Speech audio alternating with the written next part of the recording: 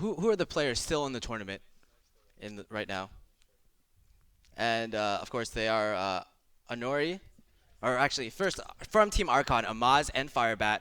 Faramir from Team Trig, Neirea of course from Team Liquid. Unfortunately, Tice was knocked out. He was kind of he was upset by some of the lesser known players in Group A. Xixo from Archon as well. Forsen, he went 6-0 yesterday, kind of just turning around his performance in his previous tournaments. He went unfortunately 0-4, leading to the name 4-0-Forsen in the Deck Wars tournament. He went 0-6 in Pinnacle, but right now he's pretty much on fire, going 6-0. Let's see if he can continue the streak. Powder, again, a very known player. He was upset in Group A. Sottle, what can you tell me about him? Qualifier god as well. He's been doing extremely well online. I seem to face him like every other qualifier, yeah, and it's a really hard player to play against. Really good with his mage and his druid as well. So Sauces, Anaro, and Naiman as well. All of the qualifiers seem to be doing really well.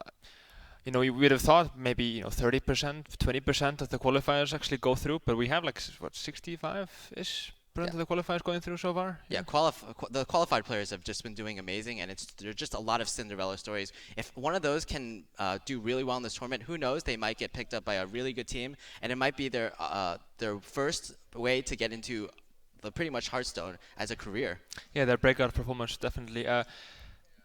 Yeah, especially there. But looking at the match now with the mid-range mates, the Rogue and the Druid, I would say against the Demon Lock Mech mates and Mid Hunter, the problem is that the Rogue kind of beats all of Xixo's deck. I mean, the Demon Lock can do okay, but it's a bit back and forth. I would put the Rogue at a slight advantage there.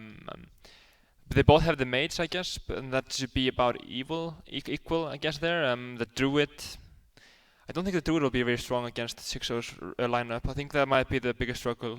I guess the Druid might have some chance against Demon Lock, but I guess Mech Mates and Mid Hunter, it's a really rough matchup, I'd say. Yeah. Yeah, I was talking to all the players in this group, actually, all the remaining players, and both Xixo and Nyman said their lineups weren't that great against Neirea, so they're both really hoping, or Nyman's really hoping for Neirea to actually advance so he can face Xixo. Xixo thinks he has about a 40% chance to win if him and Neirea both play equally well. His lineup just doesn't fare as well against Neirea, and then Nyman thinks pretty much the same thing. Looking at the bracket now, Anaro and Firebat facing off later on today. Then Forsen against either Xixo, Neirea or Nyman. Then we have Faramir against Sottle, an amazing match there. And then again Xixo, Neirea or Nyman against Amaz or Zazes. That should be, like, every single match here is going to be so stacked. Yeah, it's a pretty well balanced bracket too. You have pretty much so far you have one huge name against a lesser known player. Anaro, not well known. Firebat, one of the most well known. Forsen, very well known. The second place from Group D might not be as well known. Faramir versus Sottle. Again, Faramir just joined Team Trig. They're a new team, but I hear they have big plans. And Faramir has just been dominating recently, so if Sottle can beat Faramir, it'll still be a huge step for him. Yeah, Trig going really aggressively, picking up the MC, who's basically won, every other tournament in StarCraft, and they picked up a huge league team as well with a lot of ex-Fnatic players there. Yeah, so definitely gonna be a heavy hitters now coming up into this year, 2015. But this lineup, I'd say it does look pretty good for Neirea. I'd say he's got almost a free win with the Rogue, but I think if Xixo is to beat him, it would be by beating the Druid over and over. Yeah, with Xixo's lineup, I was talking to him at breakfast this morning. He was actually saying that he had locked in Demon Lock and Mech Mage way before the tournament started. He knew 2 weeks before that those were the decks that he was going to bring, and they were the two best decks in the format. And then he kind of just threw in Mid-Range Hunter in the end. So I think he's going to be really desperate to take a win with the Mid-Range Hunter because he will be so confident with the other decks. Yeah, I was talking to him as well, and he doesn't really like the Rogue at the moment. Feels that the draw isn't as consistent. You can just run into, I guess, matches where you don't get the sprint you need or the early removal enough. I mean, it's an excellent deck, and it's a really tough deck to play, especially for new players. I would definitely recommend it for new players. There's so many small decisions you have to make, but yeah, he doesn't feel like it's worth the effort here. Yeah, I think also Xixo is one of the most successful players in Hearthstone, especially in terms of qualifiers. But recently he hasn't done that well. I know he after his second place finish in one of the Pinnacle tournaments, he was knocked out of the Hearthstats League, and then he was also knocked out of the Root Conquest tournament. He was actually 4-0'd by Chalky. So after that tournament, he talked to me and he was like, okay, I haven't been doing that well. I really need to practice all the way for this tournament, and I know he's focused a lot on this tournament. I know some players when they go to tournaments, they sometimes don't bring their all.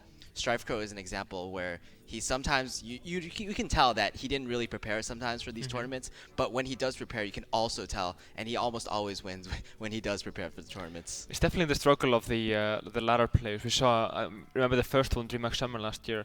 A lot of these players that played, almost extensively, like only Miracle Rogue over and over and over on ladder. Xixo plays, more the ladder than anyone. It seems, but like ladder is best of one. It's so different. So when you get to the best of 5, you need to be good with all 3 decks in Conquest, especially. So it's not good enough to be just be good with 2 decks or 3. One or 2 decks. It just doesn't cut it really. Yeah.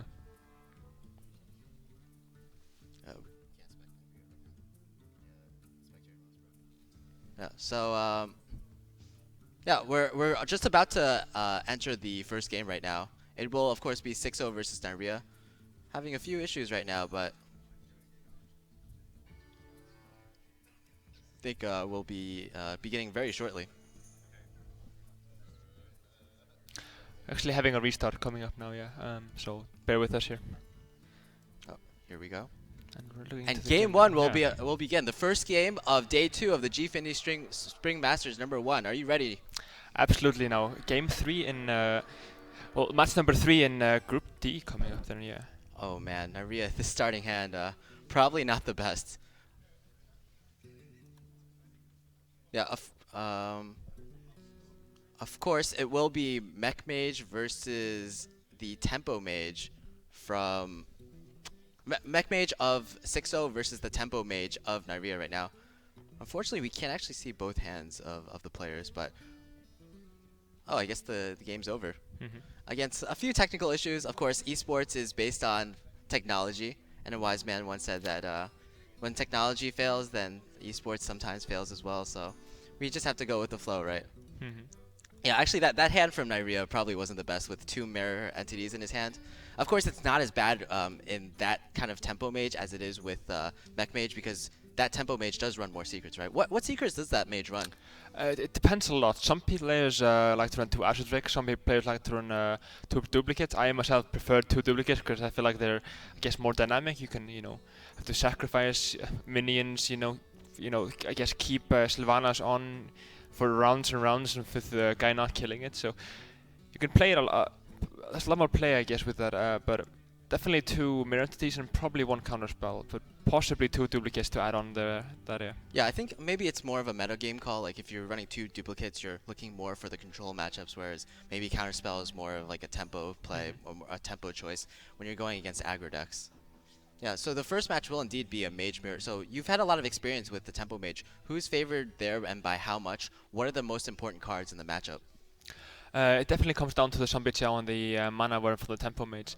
The Mech Mage is so consistent because it has like what 10 2-drops versus what probably like 6 from the mid-range mage. So I'd say if the mid-range mage gets a 1-drop, 2-drop, and a 3-drop, it basically wins the game. But if it doesn't, they can just snowball way out of hand. So that's definitely a big one. It can also be these really awkward turns with the mirror entity. That can be a huge swing card there. Yeah, of course, mirror entity from both sides are pretty much big swings, right? I think the Tempo Mage also has a lot of options to proc the. Well, both sides actually have a lot of options to proc mirror entity. Yeah. What are like the smaller drops in the Tempo Mage? Because I know pretty much most of our viewers don't know what cards are in that deck actually.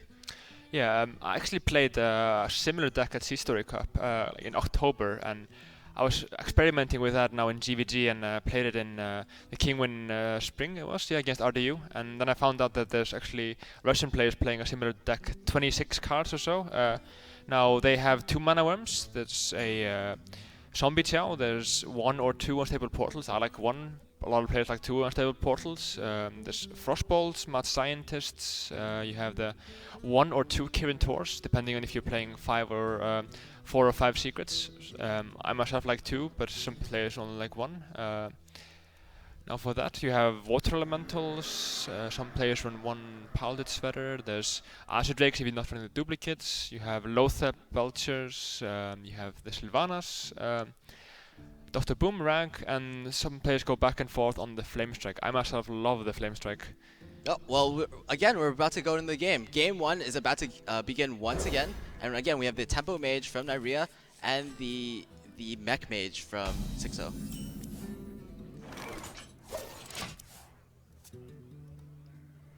And Neirea actually has a Kirin Mage in his opening hand. And this is the rare instance where you do want to draw a secret, right? Yeah, absolutely. With this one, it's fine even, you know, borderline keeping a secret, but the secrets aren't as good against the mech mates as opposed to there. Yeah.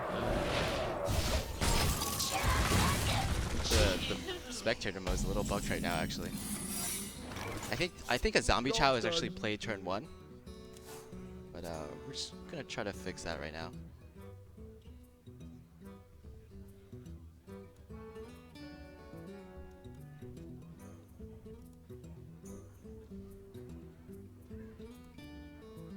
Alright, we're getting back into the game and hopefully that'll fix everything. Alright, there we go. So, it looks pretty good for Neirea right now, actually. There's a zombie chow on the board versus his opponent's mirror entity on the field. And pretty much Neirea has board control with a large choice of what he wants to play. And yeah, a mirror entity down.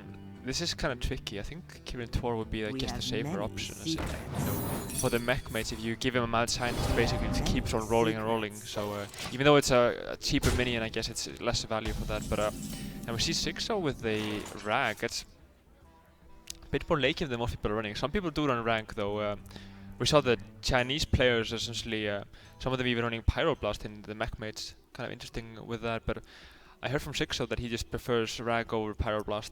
Some people don't run them at all, I guess.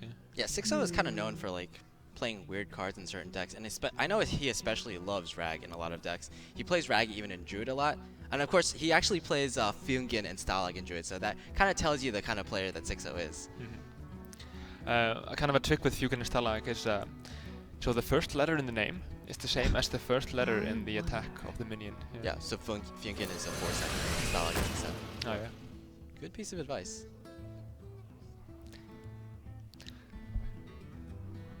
Alright, so this board is kind of tense right now. 2 4-3s from Xixo. He has to decide how to trade right now. Is the zombie chow a threat? I guess he deems it a threat. What this basically does is it kind of quote-unquote forces Neirea to actually expend a ping. And he'll indeed do that. Will he trade into the Pilot Shredder? If he trades into the Pilot Shredder, it'll kind of deactivate the Goblin Blast Mage. But he decides that it might be a bit risky because he can't really deal with whatever comes out of the Shredder anyway. Maybe he couldn't even tell. Maybe he thought he was possibly facing the a mirror match there, but a huge Goblin Blast Mage coming down from Xixo. You know, that was actually the very best possibility because he actually didn't want to kill the Mad Scientist. If you kill the Mad Scientist, your opponent and mirror entity comes out, your opponent actually gets the Blast Mage. So he got the exact right 4 hits that he needed. Absolutely. Now a Sylvanas coming down, a huge swing there. I think that's basically why he didn't trade in with the Kirin Tor. Yeah, he just wanted more board tension, right? Also interesting that he didn't trade his Mad Scientist into his opponent's minions. I think a possibility is that he wants to I think that would probably say basically guarantee that he's not running duplicate, because if he was running duplicate, he would definitely want to take that chance, I'd say, running the Mad Scientist in. I think a part of it is also that he also wants to create more tension in the board, and he knows because Sylvanas is on the field, his opponent might be inclined to trade more. So he doesn't want to give his opponent free trades, basically. I mean, with a Mirante, you could possibly drop something big and just, you know, kind of trade into it with his own minions and stuff. What secret? Looks like a counter spell, yeah. Alright, so because Neirea didn't get a Goblin Blast Mage himself from the secret, now Xixo knows that this is not a mirror entity on Neirea's side of the field. So it's either a counter spell or a duplicate. And he has to, with that knowledge, he has to play around that. I would have thought, yeah, Xixo would want to go to face as much as possible. The thing is, yeah, you have more burst as the mech mage and more tempo, really, so kind of like this option here. Wonder if he's gonna go for the fireball and just try to get a really nice trade there with Sylvanas. I kind of like the unstable portal right now. You're probably not going to want to swing this turn, so hopefully you can get something nice. Belt Cannon. That's against Mech Mage. I'm not sure how good that is. It'll most likely it'll damage your own minions, right? I think a possibility would have been to go into the mech warper there and trade then with the ping. That's actually not bad. He because he stole the mech warper. Usually that's the worst minion, but because he stole it, his fell cannon reduced down to 0 mana actually, and he got to play it for free. Oh wow. Very interesting. And now with Dr. Boom is played, because everything else is not a mech, the fell cannon will actually be able to deal damage to Dr. Boom. The thing is also now with the secret coming down, so Xixo knew that this wasn't the mirror entity because otherwise the blast mage would have procced there, so he can safely go for the Dr. Boom. Yeah, of course. So I think Xixo is in a pretty good position right now. When you say he was the reason I say that was that because he is the first player to play a Dr. Boom. Oh yeah, for sure, yeah. Yeah, generally the first player that plays the Dr. Boom kind of is able to dictate the trades that are made, and the first player to play the Dr. Boom is able to use Dr. Boom as the more aggressive Dr. Boom. He's able to kind of deal 7 damage straight into his opponent's face. Yeah, that first min entity from Xixo really slowed it really did slow Neirea down a lot and basically gave Xixo the tempo. And what's this spell cannon gonna hit? Oh! The worst possible outcome there. Oof. So we see, what do we see now? 11 damage plus the fireball and ping. A lot of options. You could even go for possibly trading in and going for a rag, I'd say. Yeah, he knows that it's most likely, I would say, a counterspell right now, so he knows that the Frostbolt probably won't actually do any damage. So I'd say just probably like load up your board, to be honest. I really like these phases. He doesn't care at all about his health, so having it go phases is the best possibility. Yeah, this game is just kind of running out of control for Neirea. Let's get the Alright, so he's yet again going to be another 50-50, but even though if the rag misses, which it won't, of course. Oh man. To be fair, even if the rag missed, Neirea was probably not going to come back into that game. And Neirea loses a favorable matchup.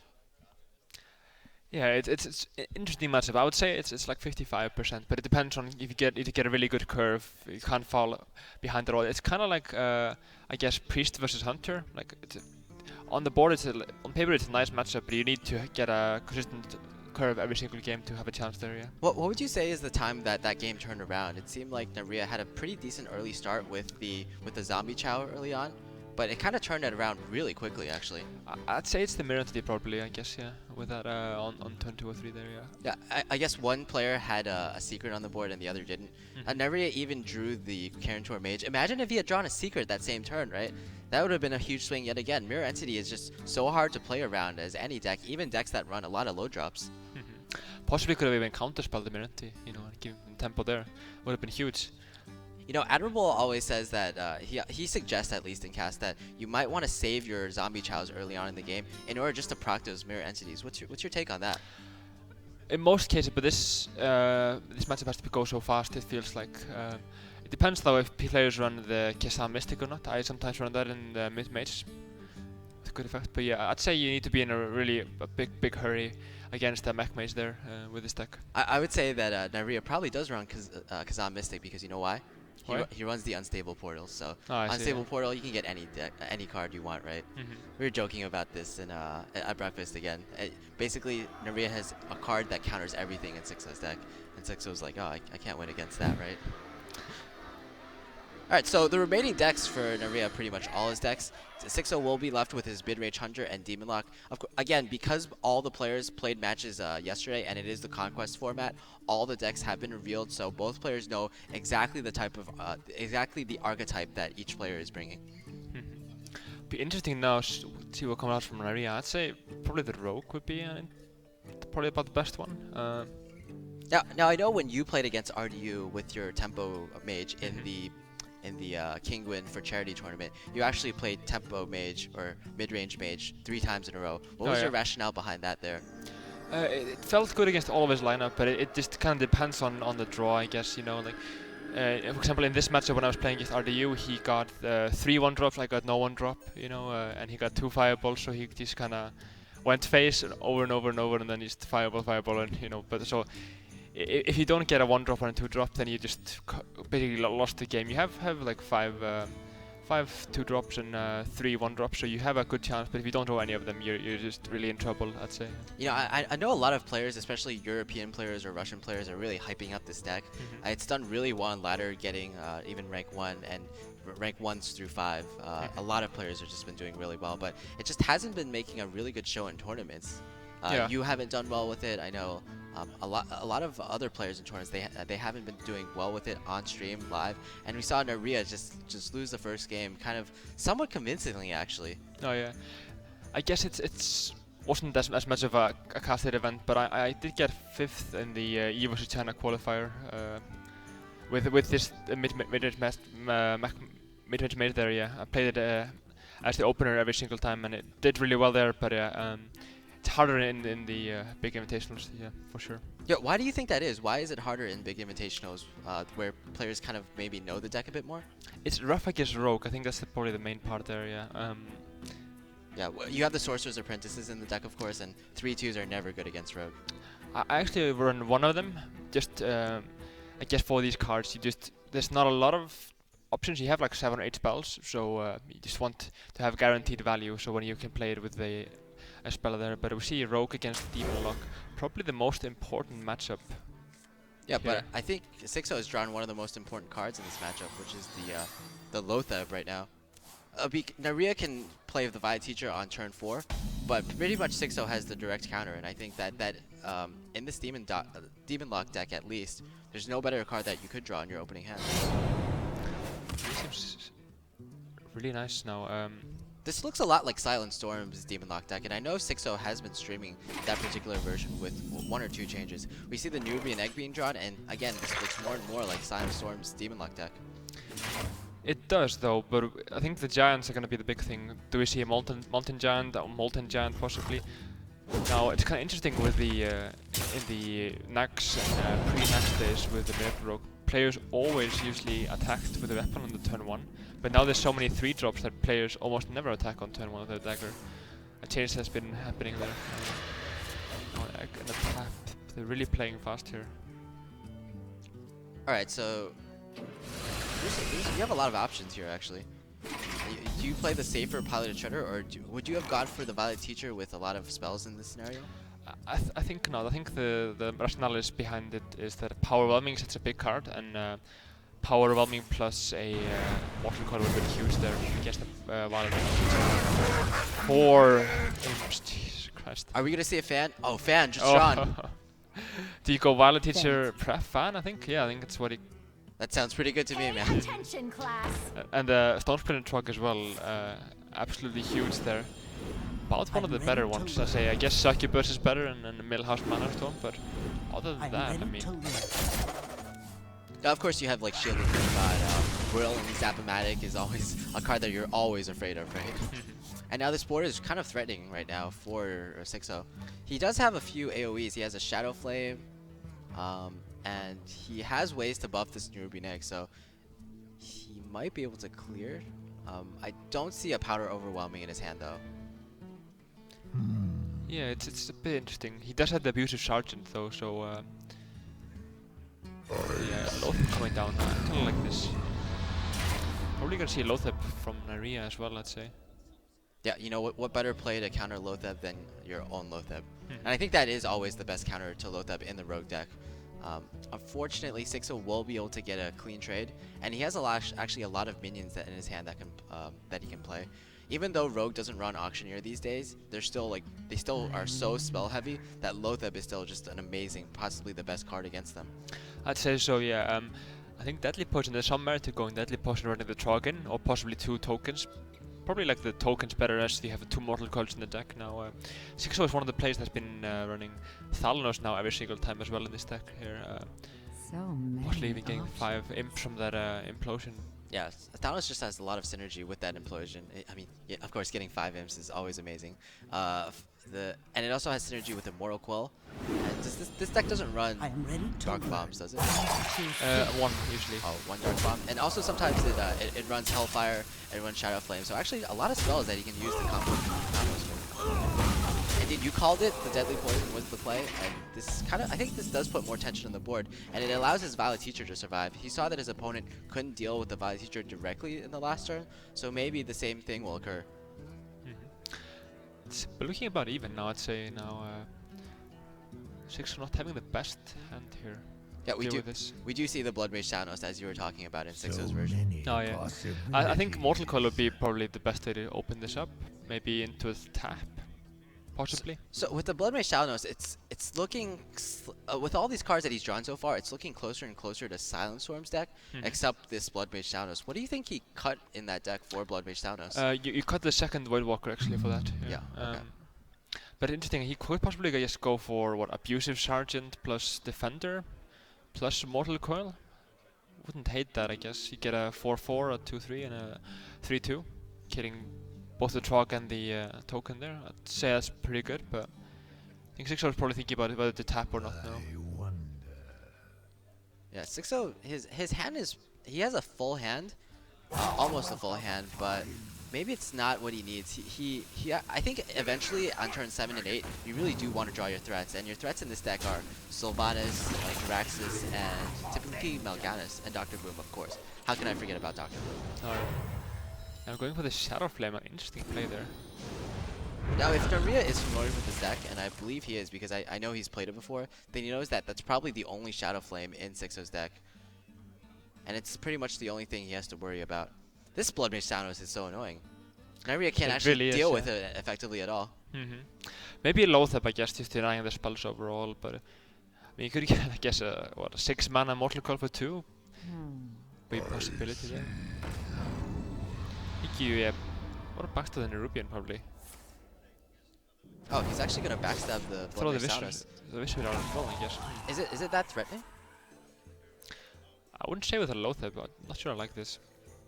He's also considering sapping the Nerubian egg right now. I don't think it's gonna get played anytime soon unless Xixo's hand is that clunky. It's a 3 mana 4/4. Is that correct? Sorry?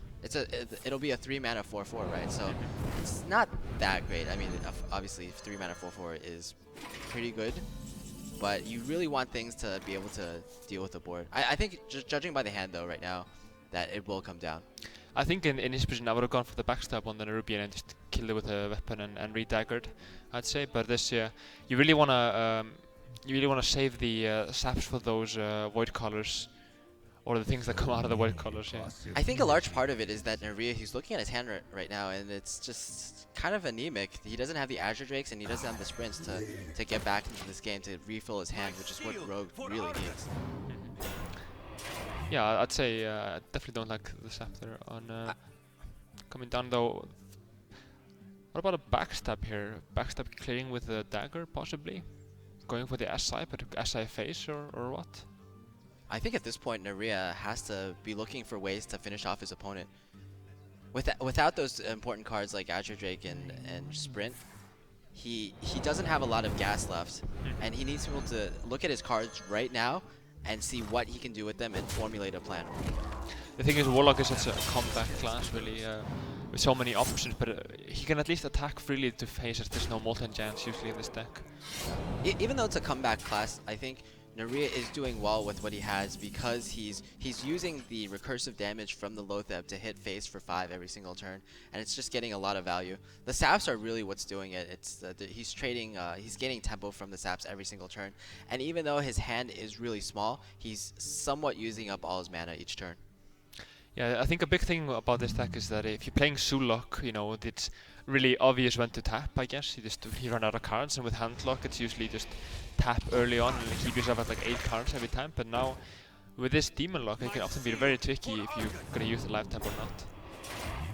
I mean, sometimes you just wanna keep on playing, like 1 drop, 2 drop, 3 drop, 4 drop, you know, on tempo, just stuff like Shaman and Echo and stuff like that. But I guess these rogues, it's often very iffy when you tap and when you don't. And not the best draw from Neirea once again. Yeah. It's even more damage, but it's not enough to kill your opponent. and it's a very unimpactful card. If he drew a sprint right now, the game would have just turned around completely. Absolutely, yeah. Just this. He has to eviscerate, I guess. I think the reason he uses backstab instead of deadly poison is because he thinks that he needs the poison in order to do more damage to his opponent's face directly, and he's looking for something like a Blade Flurry top deck. Oh wow. I like that play because actually, by killing off the Nerubian spider thingy, you can't Xixo can't Mortal Cool anymore. And it's actually, I don't think he can deal with this Lothab at all. He needs to tap for something, and I think Neirea is actually doing it. He's making the best with what he has, and his opponent really doesn't have the answers. The best he can do is maybe anti Keelbot here. I'd say it's probably about one of the better options. Anti-Keelbot and the Rubian. It's hard to assume though what Neirea has in his hand for Xixo. I like this though. It isn't, panicking unnecessarily there. Is this going to be a sprint or a Blade Flurry? No, that's still pretty good. Azure Drake is one of his best draws. Can he get a Blade Flurry though? That'd be absolutely huge. Oh! Jesus Christ, that's everything he needs. I'm so glad these booths are soundproof because the crowd just went wild here. Oh man. And I think oh man. How does Xixo come back from here? Mal'Ganis, I guess. Yeah, that's about the only... And Sylvanas is not it. Xixo will have to tap. But if he taps, he can't play Mal'Ganis. Dark Bomb. Dark Bomb is not a card that he can play. He can go for Mortal Coil though with it. For a possibility, I guess. Of what? Healbot, I guess that's about... Implosion? That's... Implosion. Can Implosion deal 5 damage? And I think the answer is no. And Neirea, even though his hand looked pretty bad, he got Azure Drake into Blade Flurry. How much better could that be, right? There's no possible card that could have been better there, yeah, for him. And the Xixo is kind of a play that does tend to get tilted a bit. One of the more emotional players. Kind of shares that with Ecob, I guess. But those Germans, I guess, yeah. I'd say this is a really rough thing for him to happen because when he feels like he should have won the match, he gets, really tilted. So about the best thing. It's better than just winning a game. It also sets him on a huge tilt, I'd say. I have to give Neirea some credit as well. In the turn previous to when he top decked the Azure Drake into Blade Flurry, he chose to clear the board with a backstab and an eviscerate, which pretty much he saved his deadly poison for the next turn in case he drew Blade Flurry. In addition, he cleared the Nerubian so that his Lothab wouldn't die, and the Lothab would get another 5 damage in. So I think Neirea, he didn't have that great of a hand, but he played it to the best of his ability, and he basically relied on those top decks, and his play rewarded him in that case. Yeah, the last eviscerate was brilliant. That's it for sure. I really did like that. Yeah. But yeah, kind of have to play to the hand. I guess it's the same when you're playing against Mech Mage. If you draw 2 fireballs, you just really have to go all out and always hit face, even though it's an okay trade you can take. And the same thing now if you just don't have any sort of card draw and you just get a lot of burst. And Neirea really playing to the strengths of his hand and just going for it there. Yeah, I think Rogue is probably the class that really needs to play to their hands the most out of any other class. I remember, for example, at the last Sea-Story Cup, Savich drew a hand that had like an Edwin Van Cleef and so many spells, but like no other options late game. Oh, yeah. So he made like a 16-16 Van Cleef and just prayed that his opponent didn't have a BGH or Keeper. And he was rewarded for that. I don't think a lot of players would have had the balls to go for something like that in that scenario. I guess aggro especially, that's just a really nice play. Yeah, like 16-16 Van Cleef, what are you going to do with Mech Mage? How are you going to deal with that, right? Put a Noatron down, stall for 2 turns, and then die 2 turns later? Actually run like 5 minions into it, I guess, yeah. Yeah. So what Xixo is left with is he still has Demon Lock and he still has Mid-Range Hunter. As we said before, Mid-Range Hunter is kind of like almost a throwaway class. He was really confident with Demon Lock and really confident with Mech Mage. So I think he'll be confident in winning at least a game with Demon Lock, but then he might struggle with the Mid-Range Hunter against Neirea's remaining classes, which are Tempo Mage and Druid. I think the Hunter is going to be excellent against the Druid, struggling a bit more against the Tempo Mage. But I mean, if he gets a good start, I guess with Mad Scientist and Bow, especially the Bow is huge in that matchup now. But the Demon Lock again does better against Druid, so I think this opened the matchup completely now. We do see Druid versus Warlock coming up now. Yeah, we actually saw this matchup a lot at the ESL Legendary Series Finals, where Silent Storm, I think he went like 6-2 against Druid with that Demon Lock deck, and players kept picking Druid into it, and they kept losing. But actually, after the match, I had a chance to talk to Silent Storm, and he actually said that Druid is actually not too great of a matchup. He just drew above average, and his opponents drew below average every single time. I think a big factor to it as well, having played Demon Lock a bit, it felt like one of the rougher matchups to play against Druid now. But yeah, the thing is, when Sandstorm was playing the Demon Lock, almost no one had faced it and had any experience with it, but Neirea absolutely has experience facing Demon Lock. You know, he fearlessly went to face over and over, knowing that there wouldn't be any multons, you know, and I think that might play a big role, but not the best hand now coming down from him. Yeah, another option is another problem with facing Demon Lock for the first time is you don't know, because some Demon Locks, they don't run any minions that have 7 attack or more, so you can afford to play a BGH as a 4-2, but because Xixo or Neirea knows Xixo's list almost card for card, he knows he does have to save those BGHs for the Melganis and Dr. Booms. Absolutely now, and this no luck here. is pretty bad, I'd have to say. No wild growth for Neirea, no innervate, and not even a shade, not even a 4-drop like a piloted shutter. Hero powering 2 turns in a row is pretty much the worst you can do. I think the keeper for silence absolutely come down now. Do see the piloted shutter, but yeah, there's at least some value out of that. But no really demons in Xixo's hand, so this was kind of a bluff, I guess, there. Yeah, I think you have to go for it. I mean, there's so many demons in this deck that you just threaten your opponent so much. If a Mal'Ganis comes down and you don't have a BGH, you're kind of really screwed at that point. Even if like a Jiraxis comes down, a 315, how does Jura deal with that? Yeah, it's pretty much impossible. It feels though that there's 2 power whelming in Xixo's hand, but no angle to play it out on. But now it would be quite nice for the defender. I would be surprised if he didn't go for the power whelming on defender now. I think Neirea is still not in a terrible position, I'd have to say. He does have the Ancient of Lore, so he can kind of play the late game out. We could also see a Thanos Darkbound Mortal Coil. I kind of like that as well. Yeah, this is why Thanos is in the deck. So many synergies there. Yeah, actually, yeah, this seems really strong. Can play the power whelming there with the shadow play, but I think a big thing is that this deck actually runs 2 abusive sergeants, and the trick there is you have a BGH, and you might think, okay, what is he doing with a BGH in the Demon Lock? But the thing we do is you have these 5 attack minions, and you buff them with the abusive sergeant, because abusive sergeant can actually buff enemy minions as well, and get them to 7 attacks, so you can kill them with the Big Game Hunter there. So that you can't do though with the power whelming. You can only use the power whelming on friendly targets. Oh, this is an interesting play. What do you think about this over perhaps coining out the Ancient of Lore? Or maybe even a swipe. Does this board not feel threatening enough? The thing is, like, he doesn't need to card draw at all at this point. And I think he's really looking to go for the double swipe. So a 4-3 with a Death Rattle is about as dirty as a 5-5 with no Death Rattle, even slightly stronger, I'd say. So he doesn't feel that the coin is worth the draw. But I mean, yeah, if you had like 4 or 5 cards, you could definitely see the Ancient of Lore coming down there for draw. But if you have a full hand, there's no need to go up to like 9 cards at that point. But you could play it on curve, of course. Yeah, that's a good point. Saving the coin kind of lets you have more options for the next turn. You can either double swipe or even perhaps keep or the grove swipe. All would be pretty good options. Shrinkmeister, I guess that's pretty good. Yeah. You can't ask for too much. Healbot is kind of a weak turn for Xixo, to be honest. Although he does get up to 30. Although I don't think this is a matchup where your health matters as much as the board state. I think the games I've seen from Silent Storm, at least, the Demon Lock won because they had board states that the Druid couldn't deal with, or they basically ran the Druid out of cards. I don't see him running out of cards, or I don't see Neirea running out of cards in this game, but I can definitely see the possibility where Xixo just has this board where after Neirea uses both swipes, Neirea can't deal with anything.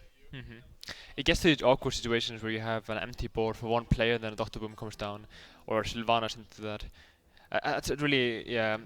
how it tends to go. There's no like quick Shadow Flame in Demon Lock. You could, I guess, play you know, double power whelming, but usually it comes down to the Molten plus Shadow Flame in the hand lock there. Now some technical difficulties happening here. Yeah, the game's Seems to be still out of the going game. on right now, but I guess the spectator has a few problems. Yeah, it seems so. Yeah. Yeah, I think actually judging, even though Neirea had a really slow start with 2 hero powers in a row, it feels like Xixo is kind of in somewhat of a rough position because even though he has a lot of cards in his hand, they're not cards he actually wants to play on the board. He has a lot of answers: Hellfire, Shadow Flame, Power Overwhelmings, Big Game Hunter, but they're all very situational. He also has a card like the Doom Guard in his hand, which is something you don't want to play at all, right? You can absolutely go for the leg game, I guess, both players here. Whoa, whoa, what is this play? Double power overwhelming on the Blood Mage Thanos, and Doom Guard comes down. I think Xixo is going for it. He's turning the aggression on, and he puts his opponent down to 1 health. I wonder if he actually like counted to that. He did discard the Hellfire, which maybe he was banking on, but we do have 2 swipes from Neirea being possible there. I think it's maybe Swipe Keeper, I'd say, is probably one of the better ones here. Yeah, I mean, Neirea definitely will be able to clear the board right now, but he probably won't be able to hero power. And what are the cards in Xixo's deck that will be able to kill Neirea? You have, I think both Dark Bombs were used. And 1 Hellfire was discarded, and typically this deck only runs 1 Hellfire. I guess Jiraxis is a card that could win. Is there anything else? He already used the Dark Bomb, I guess, which would be and Doomguard as well. Do you see Mal'Ganis coming down? Well, Sylvanas is a threat. How is Neirea going to deal with this? He needs some kind of taunt. He does have scenarios, I guess, which seems to be the best option here. Yeah, I don't see any other way for him to survive. But he's close to. He could go for a very nice Shadow Flame at least. Yeah, get a Scenarius. That sounds pretty good. Oh, he can even abuse his Sergeant. Oh, well, yeah, that just wins. Of course. Oof. Casters. Yeah, it's on upside down, so it's a bit rough here. So yeah, again, Xixo is very confident with the Demon Lock deck, right? And indeed, he wins with the Demon Lock deck. He also has his mid-range Hunter left, which is, of course, he's very favored against Druid with that. So I think Xixo is in a good position, even though he thought his lineup was unfavored. I think Xixo just threw everything he possibly need there. Both power whelmings, you know, the Thalanos, Dark Bombs, all the tempo cards, while Neirea kind of got none of his tempo cards, you know. No Innovate, no Valkyrie until later on, so it's really rough, I'd say. So Xixo just definitely got the better end of the RNG there. In the last game, we talked about how Neirea used his hand that he got really well. He didn't maybe not had the best hand, but he played it to the best of his ability, and he had to top deck a few things. I think in this scenario, Xixo did the same thing with his Demon Lock deck. He had very situational cards, but he used them very effectively. The double power all-wing plus Doom Guards, you typically wouldn't use that in that situation because you really want to clear the board with those, but he saw the opportunity to put his opponent down to 1 and potentially just close out the game with any number of top deck draws. The thing is, this Demon Lock, it kind of plays like the Priest, I'd say. So if you need to have a few minions on board to really get the value out of them, you know, you aren't exactly healing them, but you're kind of, I guess, buffing them with the Abusives, with the Power Whelming, with the Defender of Arcus. So if you can get like Xixo had, he had a commanding lead with like 2 or 3 minions, you know, turn 2, turn 3, turn 4, and he could really like get the real value out of his spells there. And that kind of set him ahead there in this game. But I would definitely give him the favor now. We do see the mid-range Hunter being the last deck left for Xixo, with Neirea having both the Druid and the Tempo Mage, or the mid-range Mage. I'd say, yeah, I would favor this one to the Mage, but it depends a bit though. Keeping 2 unstable portals and a Mad Scientist. Wow. Wow, this is going to be a game filled with RNG, guys. Timberwolf though for Xixo, that's really surprising, I'd say. Yeah, I talked to Xixo about this, and he said the Timberwolf is for really good unleashes, and he just really wants to beat aggro. Whoa, double Mad Scientist and double Unstable Portal. This is about as good as it gets, really. I think I would go for 1 Mad Scientist first, and then a Portal after that, probably. Yeah, Mad Scientist, when I tuned into StrifeGrow streams, he actually said that double Mad Scientist isn't that great of a start in Mech Mage because you only have the one mirror entity, and if your opponent is able to kill both Scientists, one of them is kind of wasted. But with multiple secrets in Neirea's deck, this is just amazing, as long as he doesn't draw into those secrets in the next few turns. And wow, even Kazan Mystic in his deck, I think Xixo is gonna have a really hard time. I wish this had happened against RDU when I was playing, but yeah, wow. I think there's no chance he can attack now at all. Bot defend after, wow. 2 kill commands for Xixo, so if you can get it rolling, but now can at least. I think there's a no-brainer again, yeah, stealing the secret. I think this will. Oh, and a PM, thank you, wow. And this game is almost over. I'd say so, yeah. You can never I guess with the hunter you could always get those unleashed, but this is not doing it at all here. Yeah, we saw that and a lot of times in tournaments this tempo mage wasn't doing as well, but this is just one of those god draws where we see Neirea has everything. This tempo mage is just doing everything well, curving perfectly, getting really decent unstable portals with a free bluff and fracture, and Xixo just concedes. He's like, yeah, I can't deal with this. Tempo mage takes a win. That may seem a bit preemptive, but it really wasn't though in that position. There was no chance. But we've seen, I guess, a lot of players play the tempo mage online and do well there, but we haven't really been seeing them do well offline. And this is, you know, what us online players have been having happen to us over and over on ladder. You know, these sort of games. But for the players that have been playing on mid-range mage, it was with me, it was Neirea, it was a few other players, and it always seems to kind of fall short. But now we finally see the mid-range mage in full glory here. Yeah, we saw it win one game. Fortunately, Neirea will advance, and he'll be able to show us more games with that mid-range mage, because I always want to see decks that people don't really play as often. For example, I even liked Face Hunter when no one else was playing it, and Xixo was one of the first players to bring Face Hunter in a tournament where, in a format where no one was bringing at the time. And I was like, yeah, go Xixo, show us that Face Hunters that we haven't seen in a while. But of course, we see the Druid versus mid-range Hunter again. A rough matchup for the Druid. He has the coin, which is kind of a big deal. Keeping an Innovate there. He gets a Wrath now. And he keeps the Hunter's Mark and Animal Companion. I really like this actually. Well, Neirea, I think he's feeling pretty good right now. Wild Growth, Innervate, and even Keeper of the Grove. The thing is that this would be like the perfect hand against Aggro Hunter, but it's not as strong against mid-range Hunter. It's really strong though, but compared to the Aggro Hunter, this would be the god hand in that case. Now, I think to consider is, you know, does Xixo get a Mad Scientist? If he gets a Mad Scientist next turn, I would put him in the lead actually, but it depends now a bit. He's going for what, turn 1 Paldisferer? Yeah, I mean, how is Xixo going to deal with that, right? I guess Freezing Trap would be the best way, but there's not many other answers there. Even if Xixo plays something like a Knife Juggler on the field, Wrath can be used. This is kind of threatening. The Potted Creeper, it looks kind of innocuous, but if Xixo also had something like, I guess he uses Hunter's Mark. If he had something like a Knife Juggler in his hand as well, then it would be even more threatening, I guess. Now, a Wild could come down. I think a part of this for Neirea might snap playing this Innovate coin would actually be to just get a Xixo's head and tilt him a bit there. Well, as I was talking about, there is the Knife Juggler, but he has a few options. He can either Animal Companion or Knife Juggler here. Does he want the value? Or does he just want to play on curve? I think you would want to go for the Animal Companion. I mean, like you need both of them to hit, you know. That's Davish Engineer is probably one of the worst. But let's see what's in Neirea's hand. There's the swipe. And again, like, you know, giving that emote out and really getting in his head. You know, this is something I love to do when playing against E-Cup because it tilts him so much. Yeah, I think the 3 players that you can get in their heads most often are Ekop, Xixo, and Savitz. They're the kind of the players that show the most emotion on their faces in tournaments. So if you ever face one of those players in tournaments, that's my advice to you. You kind of spam those emotes and get them to block you pretty much. Again, some really nice answers for Neirea. He can choose to play on curve, or he can just go for the Keeper. Yeah, I think Keeper is pretty strong here. The thing is with Savannah, like you don't really want to silence it. It's okay, but you need the board. Oh man, Xixo's hand's just terrible right now. He needs something like Lothep, but he's a lot of situational cards. He has to unleash the Hounds here.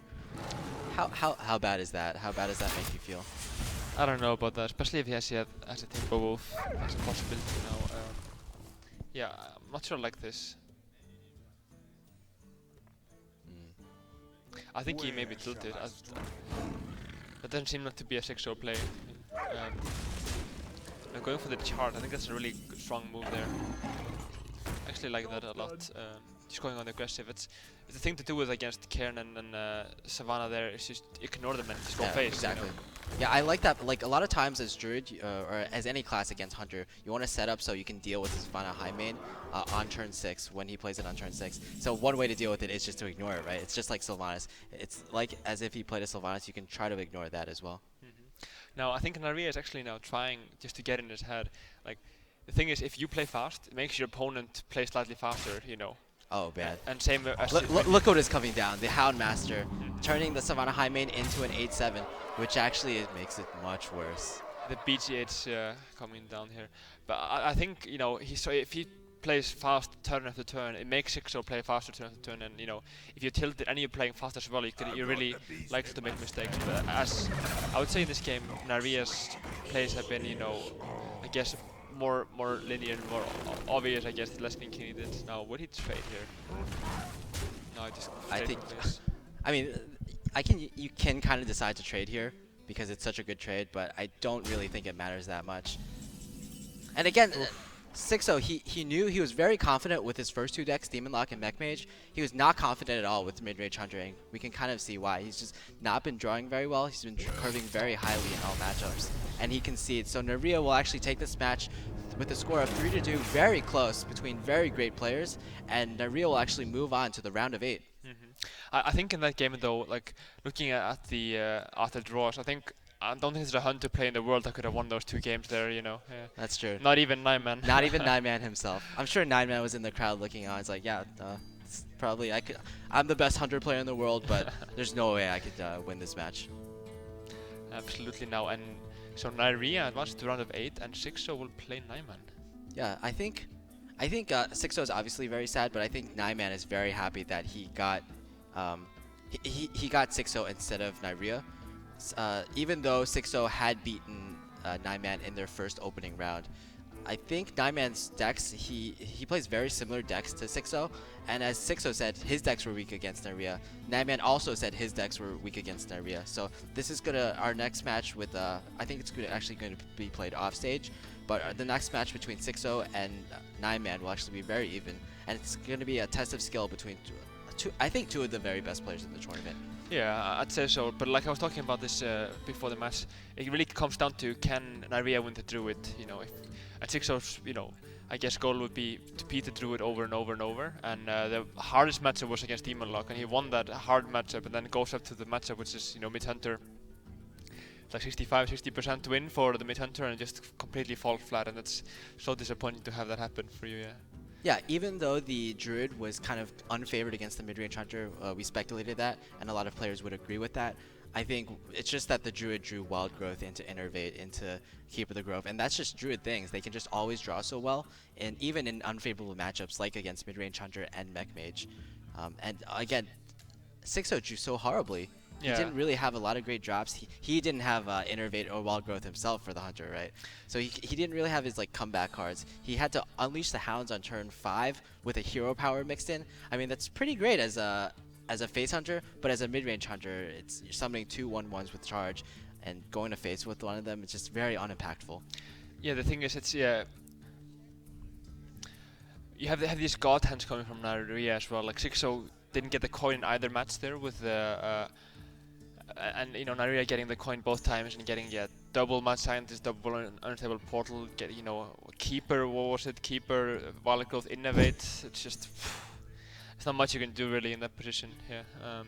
But now we're going to take it to a commercial break and come back to Amaz versus Zazas. There's going to be a rematch of the game from yesterday, where Amaz, unfortunately, he lost 0-3 with his Priest. Couldn't take a win with his Priest against Zazas' lineup, which was very favored against Priest. Let's see if Amaz can just win the uphill battle once again and win with his signature deck. See you guys, yeah. I think, yeah, just if he can win the Priest, anything's possible, I think, in that one. But yeah, all the decks from Zazas are strong against Priest, I'd say. Yeah, well, so we're going to take a break right now. Stay tuned, and we'll be back with Amaz versus Zazas.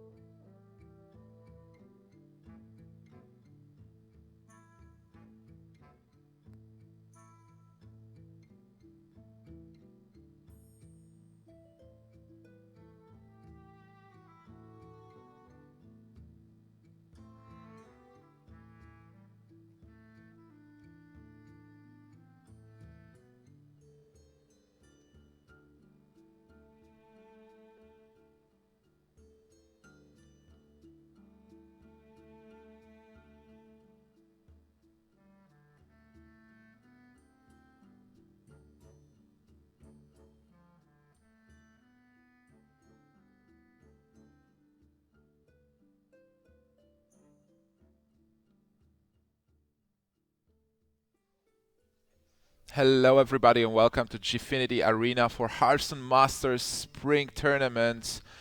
We're going to see an amazing match, Amaz versus Zozus. I am Nimsh, and I'm joined today by Aquablood. How are you, my man? I'm good, man. It's been a good morning so far. We just had a great game with Neirea and Xixo, but now we have Amaz and Zosus.